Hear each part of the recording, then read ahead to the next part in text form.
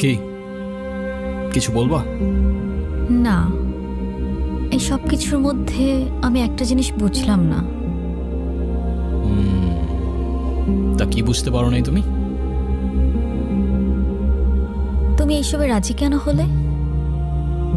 এত বড় রিস্ক যদি কেউ জানতে পারে তাহলে তো তোমারও তো একটা জীবন আছে। তোমার ভয় লাগলো না? আমার জীবন তো রিস্কের উপরেই চলে।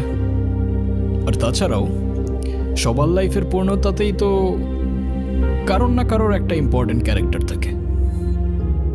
তো কে জানে, হতে পারে খোদার তরফ থেকে তোমার লাইফের সেই ইম্পর্টেন্ট ক্যারেক্টারটা আমি।